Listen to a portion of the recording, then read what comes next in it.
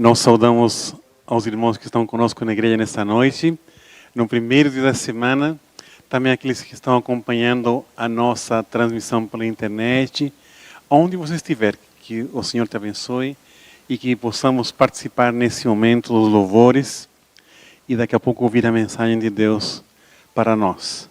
Nós iremos cantar, vamos ficar em pé, vamos cantar o hino Ele é Exaltado, no novenário número 35.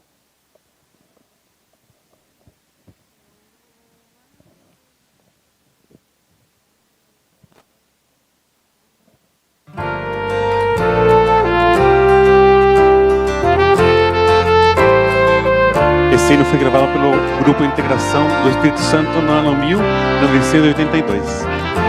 Lançamento.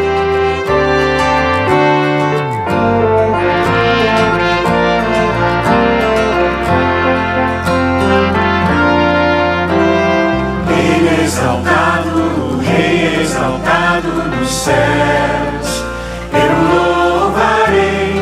Ele é exaltado, para sempre exaltado, seu nome louvarei.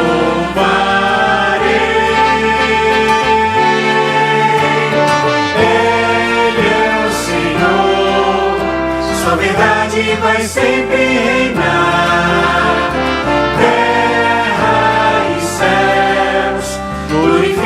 Seu santo nome, Ele é exaltado, o Rei exaltado dos céus. Ele é exaltado, o Rei exaltado nos céus. Eu louvarei, Ele é exaltado, para sempre exaltado, o seu nome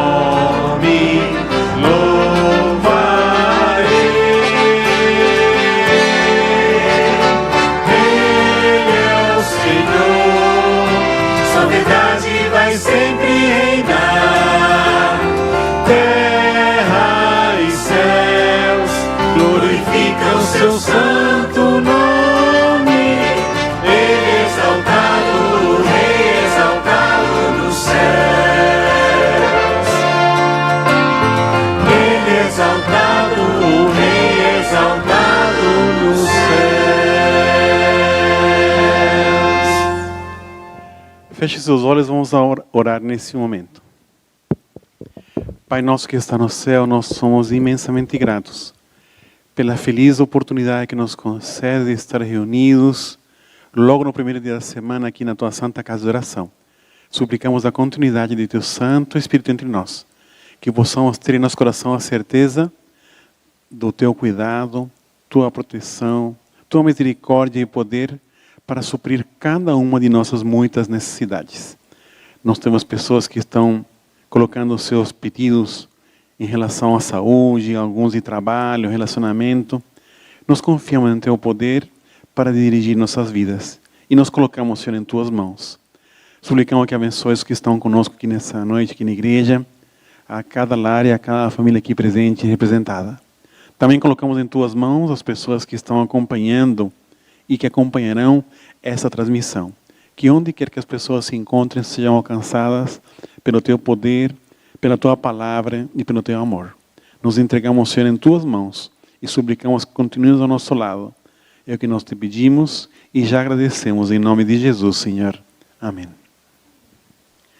Nesse momento nós teremos uma mensagem musical com o nosso irmão Cleiton.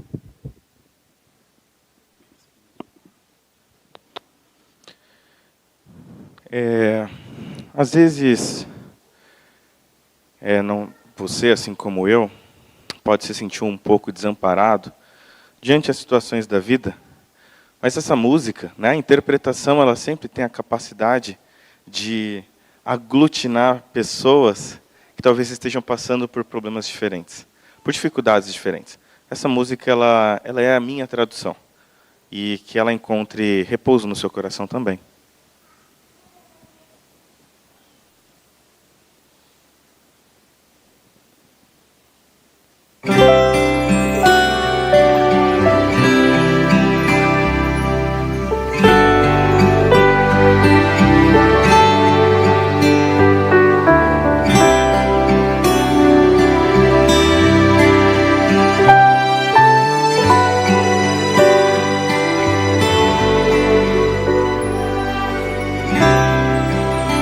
não conheço o seu coração,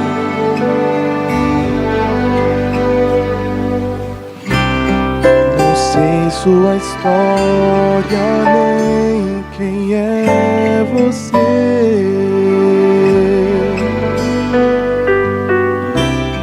Nem mesmo eu sei dizer qual é sua dor, mas ouça agora, por favor. O Pai sabe tudo que guardado em seu peito está e quer acolher você. Se agora o aceitar, escute a sua voz, quem sonha em coração. Agora é a hora, vem e entregue-se a esse amor.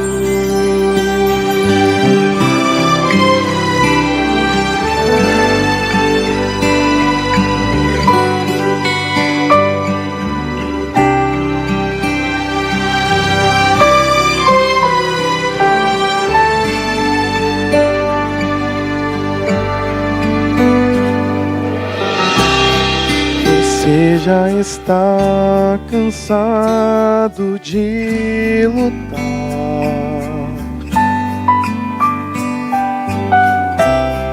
e se anda pensando até em desistir,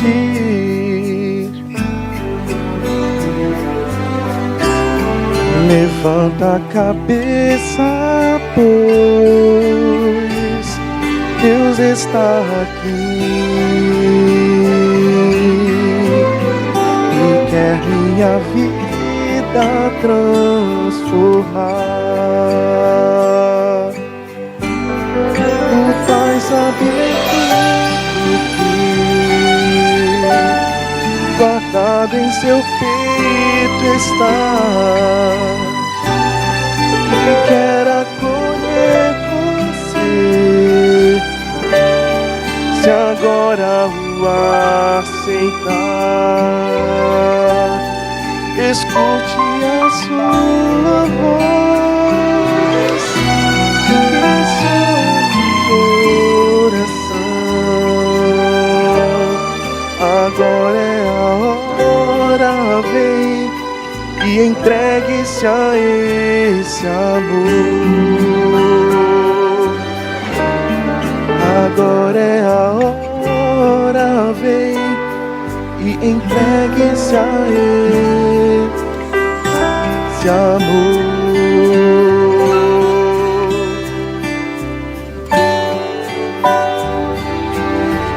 Amém?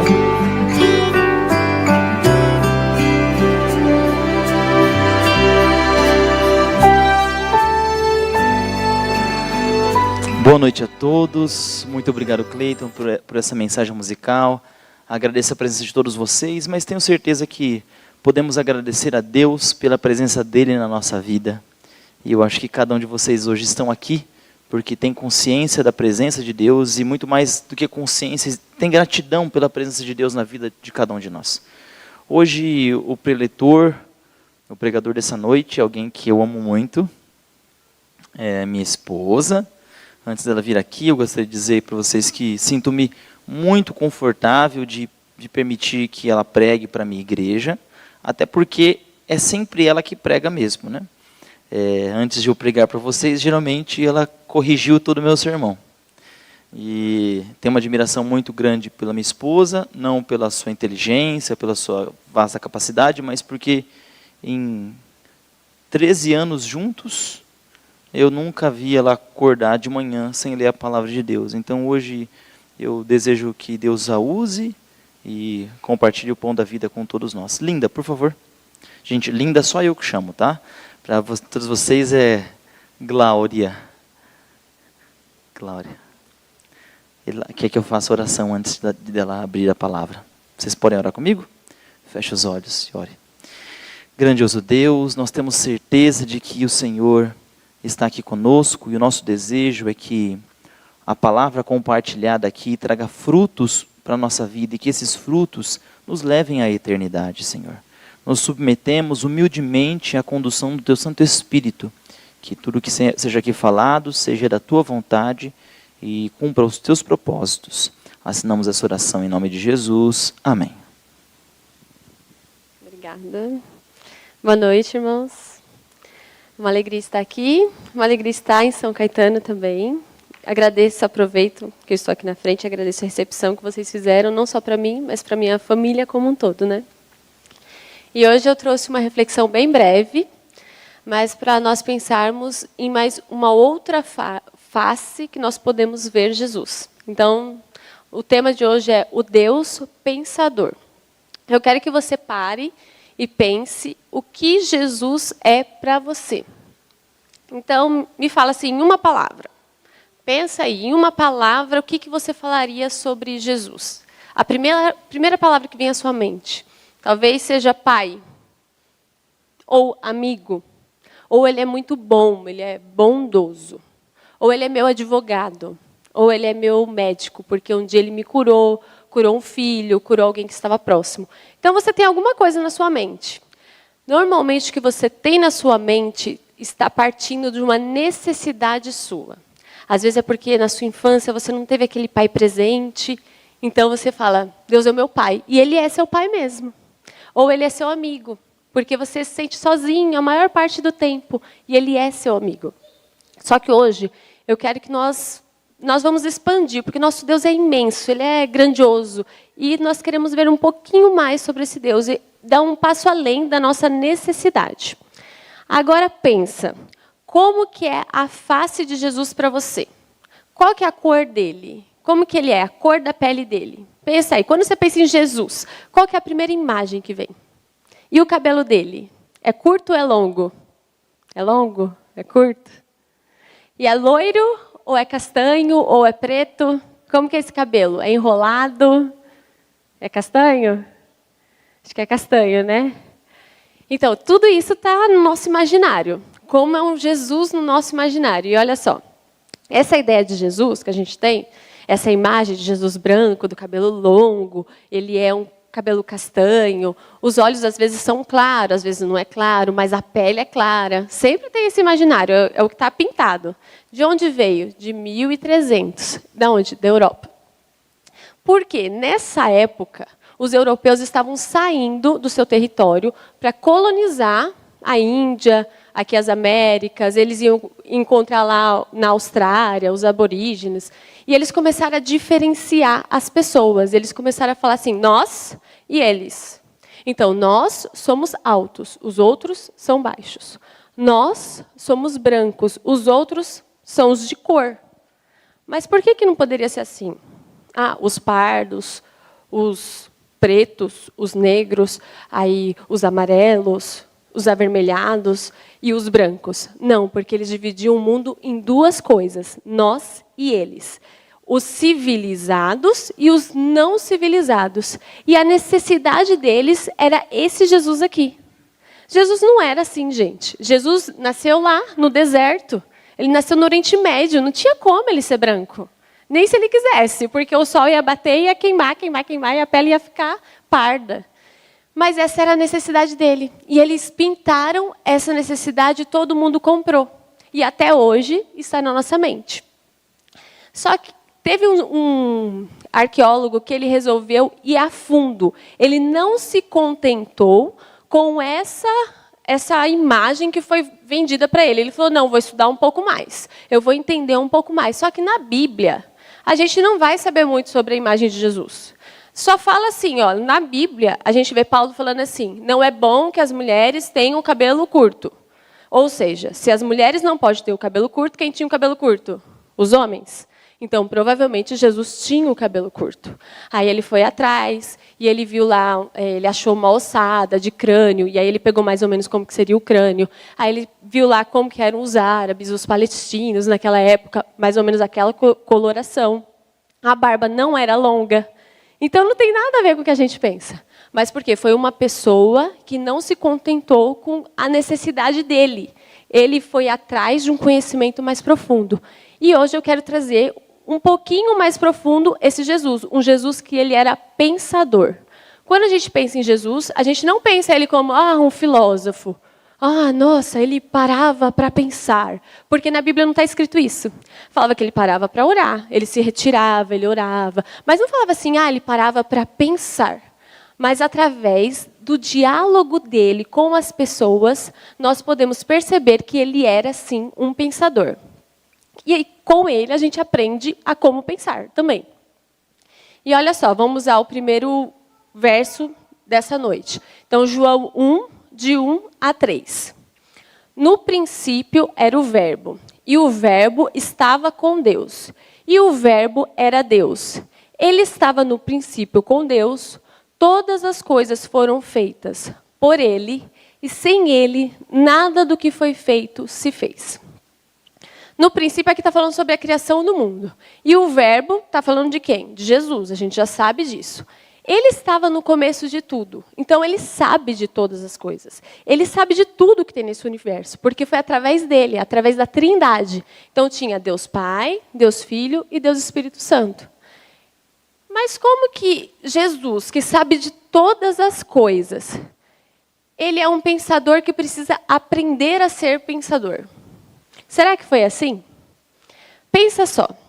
Se Jesus viesse no nosso tempo, ele teria mais ou menos uns 28 anos. Um jovem da nossa sociedade com 28 anos.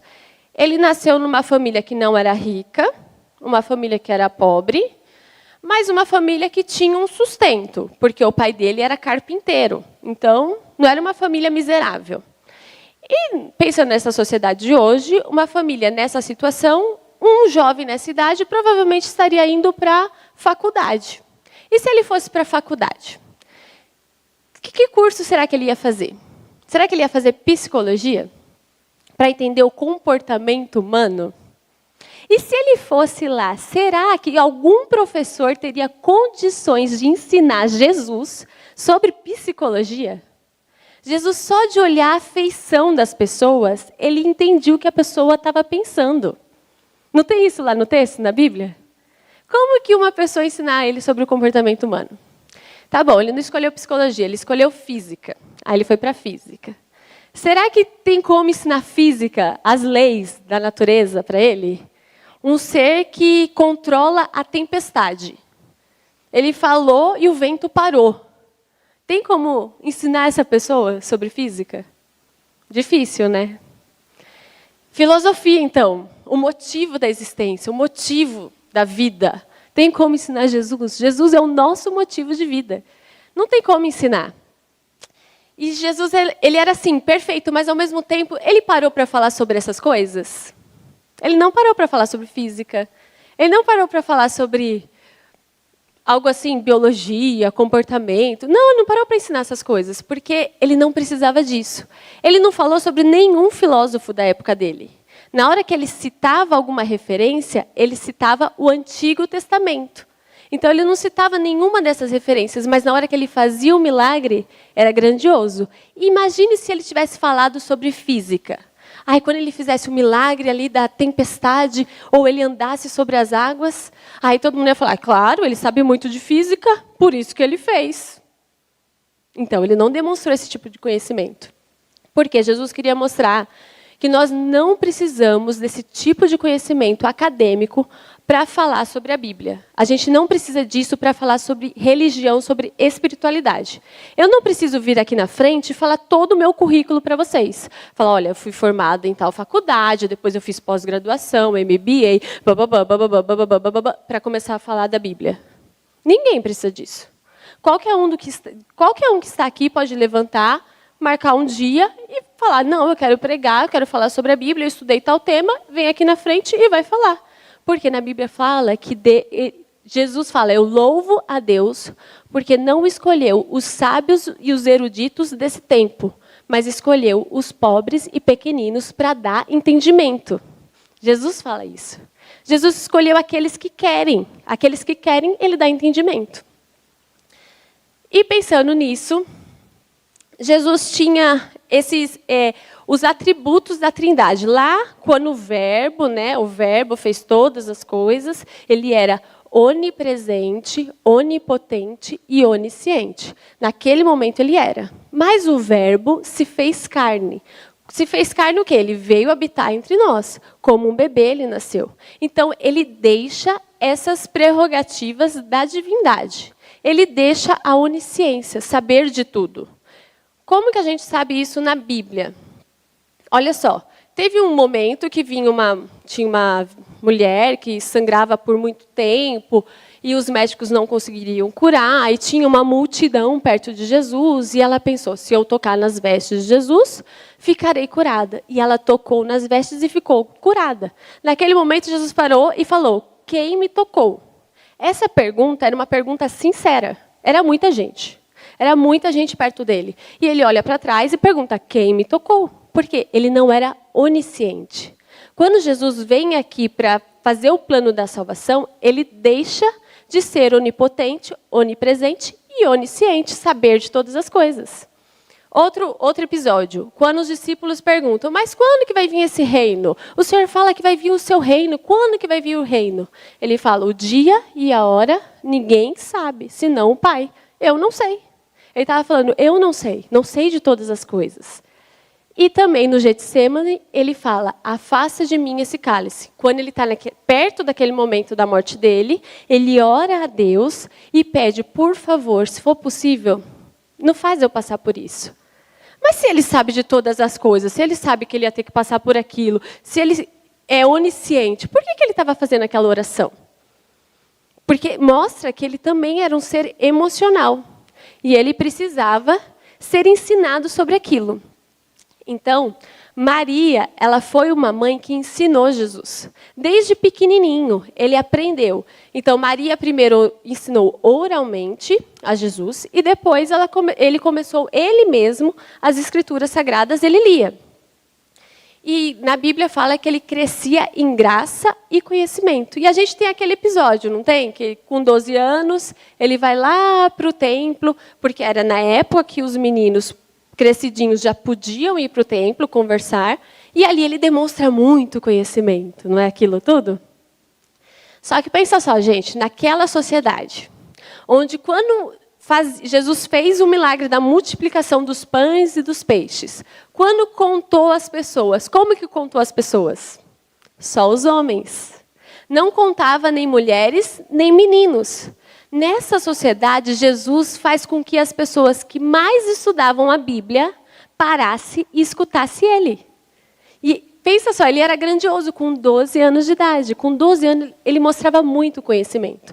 E às vezes eu fico me pensando, e as nossas crianças, como estão com 12 anos de idade? Como será que meu filho vai estar daqui 2 aninhos? Será que ele vai estar com conhecimento suficiente da Bíblia? Será que ele vai estar com o conhecimento que Deus queria que ele tivesse? Porque a gente ensina sempre as mesmas histórias? Por que a gente não dá um passo além para eles entenderem mais a Bíblia? E no Instagram, a gente sempre às vezes fica rodando o Instagram, não fica? Rodando. E eu estava rodando o Instagram e eu vi um vídeo bem legal. O vídeo era assim, era em inglês, chama um programa que chama Bible Bee. E a criança vai lá na frente, é uma disputa, eu acho, que a criança memoriza o texto bíblico, são vários versos, assim, acho que uns 5 ou 10 versos, e a coisa mais linda, a criança vai lá na frente e recita o verso. Mas recita com entonação, e recita assim que você percebe que a criança entendeu. Aí eu falei, não, eu tenho que fazer isso aqui também. Eu falei, olha que coisa mais linda para a gente fazer na igreja. A criança poder falar. E também, as crianças estão memorizando o quê? O que elas estão memorizando hoje em dia? O que passa na Netflix, o que passa no YouTube. Não, as nossas crianças também têm que ler a Bíblia. Por que eles aprenderam a ler? Só para ir para a escola? Só para ir bem na prova de matemática, de português? Não, nossas crianças aprenderam a ler para ler a Bíblia. Para todos os dias lerem a Bíblia. Aí eu falei, não, as crianças aqui também vão fazer isso. Aí eu falei assim, vou começar. Coloquei lá 3 versinhos, uns versinhos que eu achei lindo de Salmos. Eu coloco na parede agora, no corredor. E eles têm uma semana para memorizar o verso. Eu falo, ó, vocês vão tocar piano, vocês vão fazer as atividades da casa, vocês vão fazer a lição, mas só que durante o dia vocês têm que passar no corredor, olhar o versinho e memorizar. Quando for de noite, na hora do culto, vocês falam o que vocês conseguiram. Não precisa falar tudo de uma vez, mas vai falar. Aí fiquei pensando, será que vai dar certo, né? Falei, ai, meu Deus do céu, não sei se vai dar certo, mas a gente tem que tentar. Só que, gente, o que a gente faz com intenção, querendo ensinar os nossos filhos, o Espírito Santo faz frutificar. E eles estão amando fazer isso. E aí eles estão amando, já decoraram, já foram 3 cartas, assim, eles já decoraram, e a coisa mais linda eles falando. Então, a gente tem que pensar isso. O que nós estamos ensinando para os nossos filhos e o que nós queremos, com qual idade nós queremos para ele. Nós temos que pensar em metas. Ah, meu filho, com 3 aninhos, eu quero que ele entenda tal e tal coisa da Bíblia. Com 6, isso da Bíblia. Com 7, com 12. Com 12, Jesus dava aula para os rabinos. Ah, mas Jesus não era a mesma coisa que a gente. Ele não era a mesma coisa que a gente. Ele se fez carne. Mas só que ele não tinha a nossa natureza. A minha natureza é pecaminosa. Porque em pecado me fez minha mãe, né? Está escrito isso lá nos Salmos. Jesus não era assim. Jesus ele era o segundo Adão. A natureza dele era de Adão. Não era uma natureza pecaminosa. Mas vocês viram que ele precisava ser ensinado sobre a Bíblia? Ele não nasceu pronto. Ele precisava ser ensinado. Ele precisava gastar tempo nas Escrituras. E o Espírito Santo guiava ele. E isso nós podemos fazer pelos nossos filhos também. E ele veio para vencer isso, como segundo Adão, para nos dar a salvação. Pensando nisso, nessa sociedade que Jesus impressiona como pequeno, isso eu penso assim, nos dias de hoje, quando nós estávamos lá no Oriente Médio, eu fico pensando como não seria no tempo de Jesus, naquele momento que ele impressiona todos. Na época que a gente foi para o Oriente Médio, olha só o tamanho do Sassá. Ele era bem pequenininho, ele ia fazer 2 aninhos. E nós chegamos nessa igreja. Essa igreja era uma igreja mais afastada, não era na capital, era mais distante. E o Rafa tinha que cuidar de mais 2 igrejas distantes.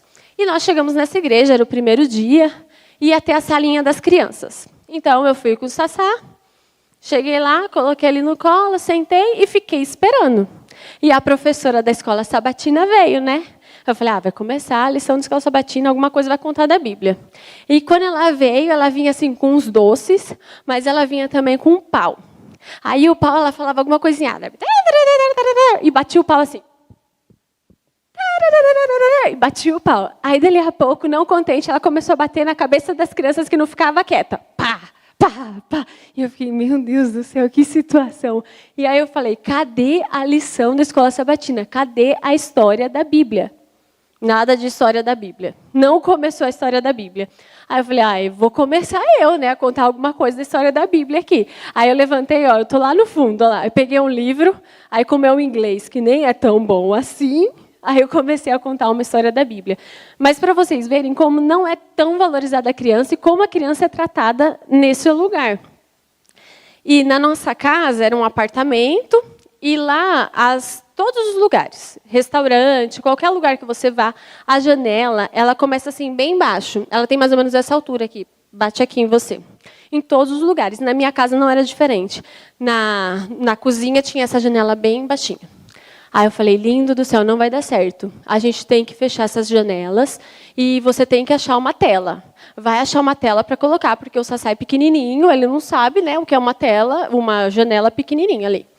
E o Rafa procurou, e no país inteiro não tem tela de proteção de janela. Para você ver como é importante a segurança das crianças, mesmo nas escolas. Então, não é uma coisa assim, se morreu, morreu. Alá quis, é assim, Alá quis. Então, para você ver a importância da criança. E nesse contexto, Jesus para as pessoas principais que estudavam a Bíblia para escutar ele falar, com 12 anos de idade. Ou seja, ele já tinha parado para pensar muito sobre a Bíblia. Ele era um pensador. E os argumentos, e conforme Jesus vai passando, ele cresceu e ele começa o seu ministério fora de Nazaré, que era da onde era a terra dele. Ele começa o ministério fora. E aí ele começa a apresentar argumentos nas discussões dele. E através desses argumentos, a gente consegue aprender a como argumentar com as pessoas da sociedade.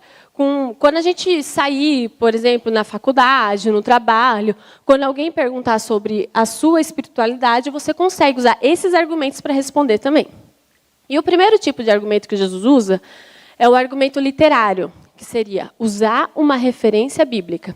Então, ele volta para Nazaré, entra num sábado na igreja, abre a Bíblia em Isaías e começa a ler o texto de Isaías. E o texto de Isaías falava sobre o Messias.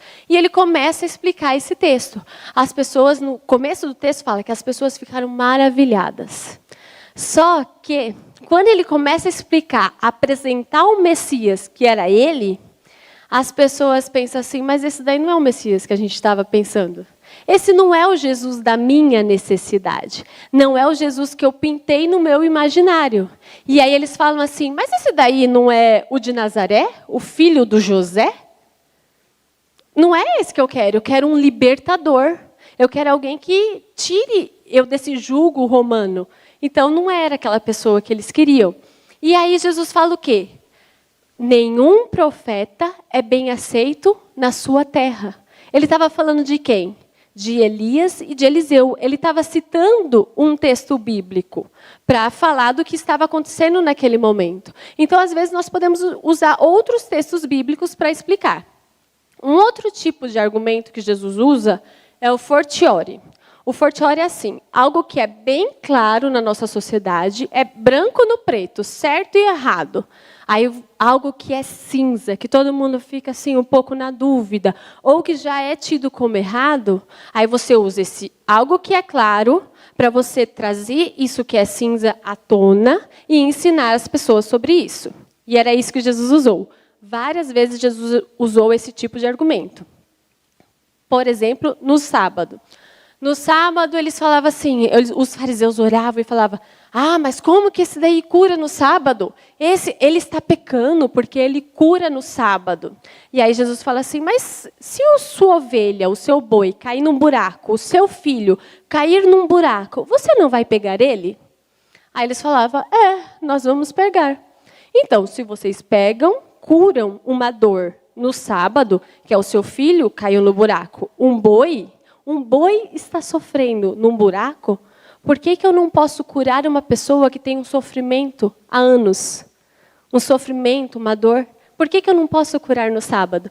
E aí todos ficavam calados. Ou seja, algo era bem claro para eles, ele trazia algo que era duvidoso para ensinar. Nunca com o sentido de confrontar, mas para ensinar, Jesus trazia esse tipo de relação. Outro tipo de argumento, as evidências, são os fatos. Os fatos falam por si mesmos. Então, isso a gente vê como? João Batista. João Batista estava preso, aí dali a pouco ele ia morrer. Ele estava numa situação horrível, ele não sabia que ele ia morrer, mas ele estava preso. Dali a pouco iam cortar a cabeça dele. E ele está conversando com os discípulos e ele fica naquela dúvida. Será que Jesus é Jesus mesmo? E ele manda os discípulos dele irem lá perguntar para Jesus. Mas ele tinha visto, não foi ele que batizou Jesus? Ele não escutou Deus falando no céu? Ele não viu a pomba descendo em forma de Espírito Santo? O Espírito Santo descendo em forma de pomba? Mas ele estava na dúvida. E aí ele mandou os discípulos irem até Jesus. Quando os discípulos chegam e perguntam, o Senhor é o Messias ou a gente tem que esperar outro? Você é aquele que tinha que vir ou a gente espera outro chegar? E Jesus fala assim, olha, vê o que está acontecendo e fala para ele. Naquele dia, Jesus fez muitos milagres, curou muitas pessoas. Era só eles verem, voltar, contar para João que a fé de João ia ser regada novamente. Então, através dos fatos, através do que Deus faz na sua vida, qual foi o milagre que Deus fez na sua vida? Que você conta para as outras pessoas. Através disso, as pessoas conhecem Jesus também. E tem a questão da pergunta. Jesus ensina para a gente que não é toda pergunta que a gente tem que responder. Você já pensou nisso? Será que tudo que perguntam para você tem que responder? Aquela perguntinha assim que vem no WhatsApp. Aquela pergunta que fala assim, eu estou orando por você. O que aconteceu? Estou orando por você, quero saber da fofoca para falar para os outros. Você percebeu, né, que é fofoca que a pessoa quer saber. Será que você tem que responder essa pergunta? Só porque a pessoa falou a palavra oração no meio? Não, né? É isso que Jesus ensina. Não é porque as pessoas falam, estou falando espiritualmente, que eu tenho que responder. Os fariseus chegaram para ele e falaram assim, o que eu tenho que fazer para herdar a vida eterna? Só que Jesus percebia a hipocrisia na pergunta. A pergunta é linda. O que eu tenho que fazer para herdar a vida eterna? Que pergunta maravilhosa. Alguém perguntar isso para Jesus. Só que Jesus olhava as entrelinhas. Ele via a hipocrisia na pessoa. E você tem que perceber isso também. Na hora que o seu parente fala, mas tem que dar o dízimo nessa igreja aí? Nossa, 10% do seu salário vai aí nessa igreja? Nossa, mas você tem que dar oferta? Não pode ver televisão? E essa igreja aí? Não usa joias? Nossa, você não pode pintar a cor da sua unha desse jeito? O que tem a ver? Você vai cantar, mas a sua unha está dessa cor? O que tem a ver? Você entendeu que a pergunta não foi sincera? Quando a pergunta não é sincera, volta com outra pergunta ou não responde. E era isso que Jesus fez. E ele voltou a pergunta, o que está escrito? Aí o fariseu respondeu, amar a Deus sobre todas as coisas e o próximo como a ti mesmo. Aí Jesus falou, então tá bom, faz isso. E ele falou assim, mas quem é meu próximo? E aí Jesus tem um outro tipo de argumento, que são as parábolas.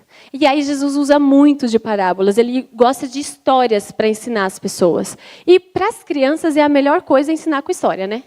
A melhor coisa, você começa a contar uma história de alguma coisa que aconteceu, parecido, e as crianças já se identificam. Porque a parábola é assim. Normalmente são poucas pessoas na parábola. Tem alguma coisa que é um elemento da natureza. Por quê? Da natureza fica bem simples. Todo mundo consegue entender. Se você coloca um bichinho, você coloca uma planta, todo mundo entende. E o final, normalmente, não existe. Normalmente, Jesus não termina as parábolas. Por quê? Fica para aquela pessoa que está escutando. Ela aplica para a vida dela, como ela tem que agir. Isso é muito interessante. E pensando nisso, que tem perguntas, né, que são capciosas, e quando você é esposa de pastor, sempre vem essas perguntas capciosas para a gente responder. E estava eu e o Rafa numa festa, para lá e para cá, aí chegou uma jovenzinha assim e falou, tia, tudo bem? Eu quero colocar um brinco, o que você acha? Aí eu falei assim, fulana, não sei, né? Vê com a sua mãe, porque eu não sei como que é a filosofia da família dela. Aí eu falei, não, vê com a sua mãe. Falei, não é aqui que eu vou explicar, né? Eu falei, você tem que ver com a sua mãe. E essa mesma menininha, jovenzinha, na mesma festa, foi no Rafa e falou assim, pastor, eu quero colocar um brinco. Aí o Rafa falou, não, você não tem que colocar um brinco. Porque o Rafa já sabia o que o pai e a mãe pensavam. E depois, nessa mesma festa, encontrou todo mundo. Eu, o Rafa, a mãe e a jovenzinha. E aí ela falou assim, eu gostei mais da resposta da tia Glória. Porque a minha resposta era mais branda, né? Mas pensa só, se a pessoa vem com essa pergunta, por quê? Na igreja que eu frequento, tem várias pessoas que já usam joias, e minha filha está naquela dúvida, e eu não sei o que falar para minha filha. Vem essas perguntas no Instagram. Aí você fala assim, a gente conversa pessoalmente. Pode ser? Por quê? Será que essa pessoa está realmente disposta a escutar o que eu penso sobre isso? A fazer um estudo bíblico comigo? Sobre o que a Bíblia fala sobre o uso de adornos? Eu não sei se essa pessoa está bem disposta. Eu acho que ela só quer que eu confirme o que ela pensa, sabe? O que ela já vem pensando assim, lá de trás. Então não preciso responder, né? Se ela não quer saber com sinceridade, não preciso responder. É isso que Jesus ensina. a gente tem que saber como lidar com as perguntas que vêm no nosso tempo. E essas perguntas são fáceis, tem outras que vêm bem pior. Por exemplo, a questão de gênero. A identidade de gênero. Está, assim, o tempo todo na nossa sociedade, na escola, na televisão, na internet. E você sabe o que responder para o seu filho, para a sua filha, quando eles vierem perguntar? Você já estudou esse tema na Bíblia? Para estar, assim, preparado? Porque a gente tem que estar preparado quando alguém pedir razão da nossa fé. Porque tem algumas perguntas que são sinceras. E quando elas são sinceras, a Bíblia fala que nós temos que estar preparados para dar a razão da nossa fé. Olha só o que está escrito lá em 1 Pedro 3,15. Antes, santificai a Cristo como Senhor em vosso coração, estando sempre preparados para responder a todo aquele que vos pedir razão da esperança que há em vós. Então, você tem que estar preparado com esses temas. Você não tem que se contentar em ler a Bíblia só para fazer o ano bíblico. Não, eu tenho que fazer o ano bíblico. Vou. Ou então, eu tenho que estudar a lição da escola sabatina. Vou. Não, se você parou com um texto, um versículo, que você fala, não entendi, não está dando para entender. Então, vai atrás de alguém que possa te explicar. Vai atrás de um artigo que possa te responder. Ontem nós tivemos aqui um pastor que ele é excelente. Ele trouxe várias fontes que a gente pode colher, que a gente pode ir atrás. Então, vamos atrás. A gente não tem que ler só por ler. Nós temos que ler com um olhar crítico e mais fundo, para que a nossa visão de Jesus não seja aquelas que venderam para a gente. Ah, não, ele é branco. Não, a gente tem que ir mais fundo.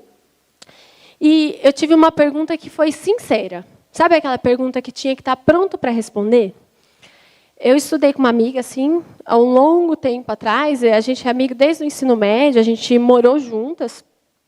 Então, de vez em quando, a gente se encontrava. Até hoje, eu converso com ela, a gente segue um Instagram da outra. Então, a gente acompanhava a vida. E eu sabia da vida dela, dos relacionamentos dela. Se ela tinha namorado, se não tinha namorado, só tinha ficado, se não tinha ficado, aquela coisa toda, né? Então, todo mundo sabe de todo, assim, sabe da vida do outro. Por exemplo, ela acompanhou tudo, meu casamento, veio no meu casamento e tudo mais. E eu já estava casada, já tinha filho, e aí eu marquei, não, eu vou aí te encontrar. Eu fui lá na cidade dela encontrar com ela. E aí eu falando assim, oi, fulana, e como é que está o coração na conversa? E aí ela não falava muito. Aí conversa vai, conversa vem. Eu falei, mas como é que está o coração, amiga? E como é que está o coração? Ela demorou um pouco. Aí ela falou assim, ai, Gabi, eu vou falar. Mas você não vai me julgar? Aí eu falei, tudo bem, pode falar. Ela, ai, Gabi, eu estou apaixonada, mas é pela minha chefe. Aí eu falei, meu Deus do céu, gente, eu nunca escutei essa história na minha vida. E eu fiquei assim, eu falei, gente, o que eu faço, né? Aí, do jeito que eu estava, eu fiquei, né? Eu falei, continua. Aí ela continuou contando a história, e na minha mente eu ficava assim, meu Deus, me ajuda, o que eu tenho que falar? Eu não falei nada. Eu continuei escutando a história, e ela foi falando, e a pessoa já tinha outro relacionamento, e estava desfazendo outro relacionamento para ficar com ela, e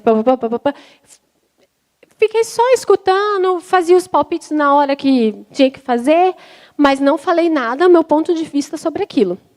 A gente passou, continuou aquela tarde junto, e a gente foi numa sorveteria. Quando chegou na sorveteria, ela falou assim, mas, Gabi, o que a igreja acha sobre isso? Essa era uma pergunta sincera. Essa hora, a gente tem que estar pronto para falar. E aí, eu tinha o que falar, e eu falei não só o que a igreja achava sobre isso, mas o que estava escrito na Bíblia sobre aquilo. Então, tem assuntos que não estão na escola sabatina. Às vezes você está aqui o tempo todo, faz 20 anos que você está nessa igreja, e você já viu rodar o tema da escola sabatina, vai e volta, e você sempre estuda a lição da escola sabatina. Mas só que tem assunto que não está lá, e você tem que se aprofundar aqui. Eu não estou falando para você deixar de estudar a lição da escola sabatina. Todos nós temos que estudar. Mas só isso está bom? Só isso não está bom. A gente tem que se aprofundar. Nós temos que estar preparados para as perguntas que irão vir. A nossa fé tem que ser autônoma. A gente não tem que depender de uma lição de escola sabatina ou de vir no culto para escutar um pastor falar para a gente. E se ele falar alguma coisa errada? E se ele falar alguma coisa que é da cabeça dele? E que nem está escrito na Bíblia. Aí pronto, se ele leva como verdade, vai embora. Vai levando essa verdade que é uma mentira, uma fake news. Não dá. Na Jordânia, é a última história, eu já vou terminar.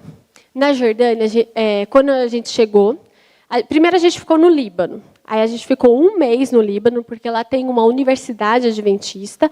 Então nós fomos levados para lá, todos os missionários, e eles ficaram preparando a gente. Como que a gente tinha que lidar com as pessoas, o que eles esperavam no nosso trabalho e tudo mais. Ficamos lá. Aí chegou o dia de ir para a Jordânia, o nosso país. Estávamos muito animados. Aí quem foi levar a gente? O secretário da associação de lá. Ele foi levar a gente.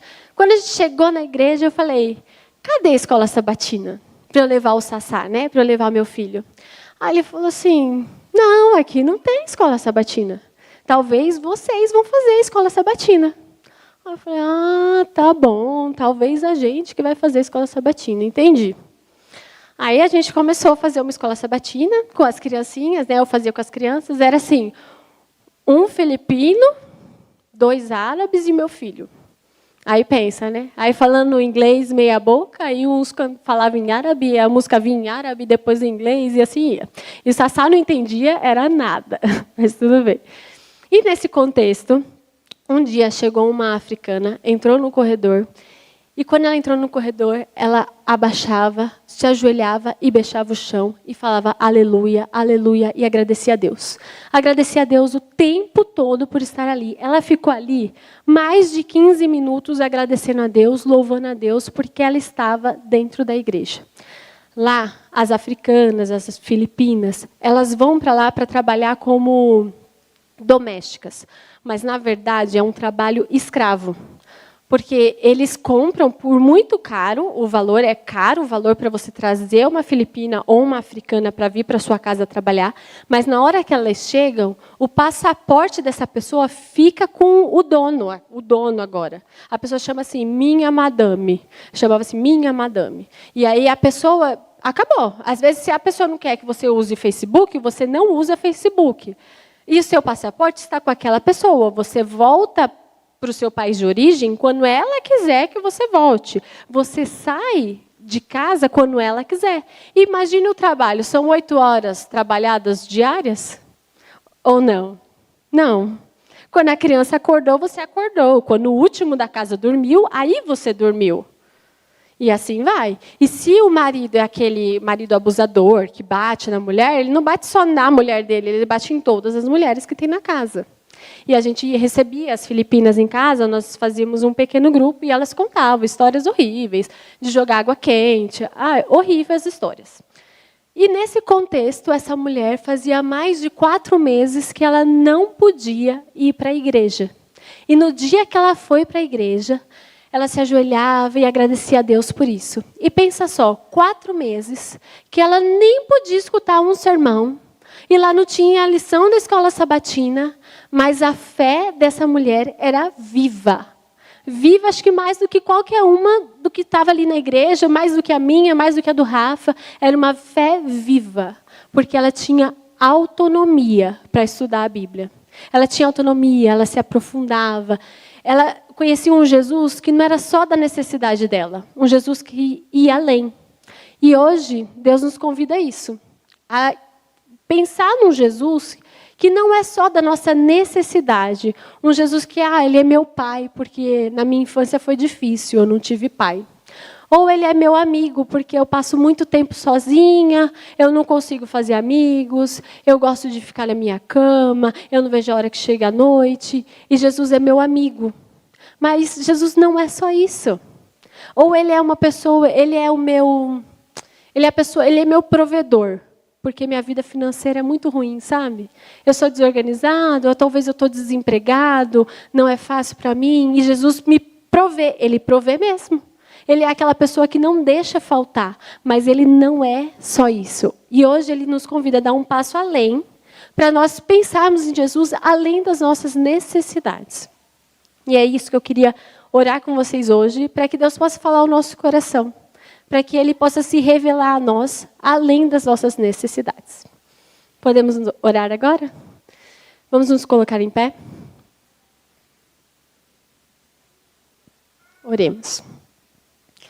Senhor, muito obrigado porque estamos aqui reunidos na Tua casa, porque temos livre escolha, porque podemos vir Te louvar no dia que queremos, da forma que queremos, porque o Senhor é grandioso e nos convida a fazer isso. Mas hoje nós queremos dar um passo além, nós queremos ver Jesus além das nossas necessidades. Nós sabemos que o Senhor supre todas as nossas necessidades, mas o Senhor é imenso, o Senhor fez esse universo, o Senhor sabe de todas as coisas, é onisciente, e nós queremos que o Senhor se mostre um pouco mais para nós. Que o Senhor nos dê a vontade de estudar a Bíblia quando nós não tivermos. Que todos os dias nós possamos colocar o Senhor em primeiro lugar, para que o seu reino seja primeiro em nossa vida e depois venha todas as outras coisas.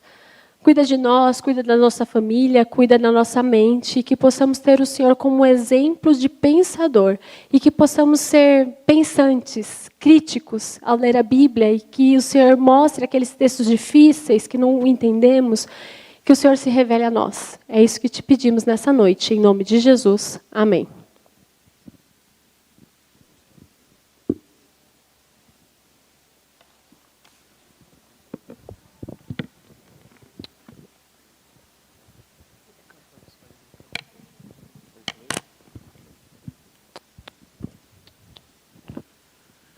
Para a nossa saída, vamos cantar Em Paz Eu Vou.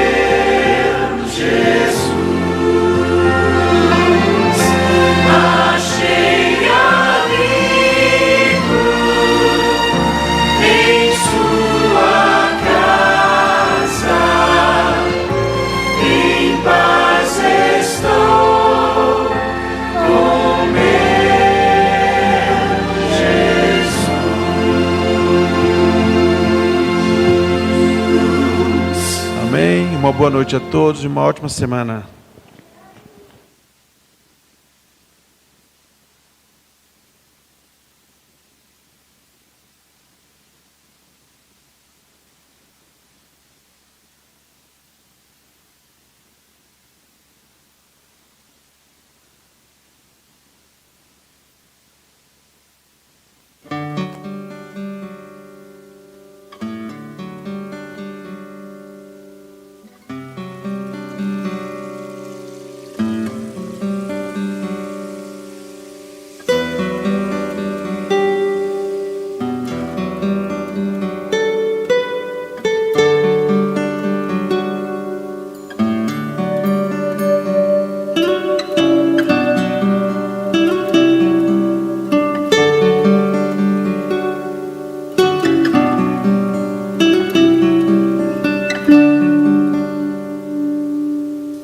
Amém.